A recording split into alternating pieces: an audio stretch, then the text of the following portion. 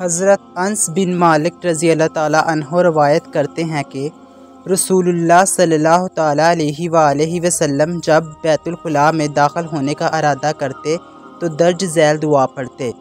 حماد بن زید کے الفاظ ہیں اللہم انی اعوذ بک من الخبث والخبائث، اور عبد الوارث کے الفاظ ہیں اعوذ باللہ من الخبث والخبائث، اے اللہ میں خبیث جنوں اور جننیوں سے تیری پناہ میں آتا ہوں۔ امام ابو داؤد رحمۃ اللہ علیہ کہتے ہیں کہ شبہ عبد العزیز سے اللہم انی اعوذ بک کے الفاظ منقول ہیں، جبکہ انہوں نے ایک بار اعوذ باللہ کے الفاظ بھی بیان کیے ہیں۔ امام ابو داؤد کہتے ہیں کہ واہب سے فلیتعوذ باللہ، اسے اللہ کی پناہ لینی چاہیے کے الفاظ منقول ہیں۔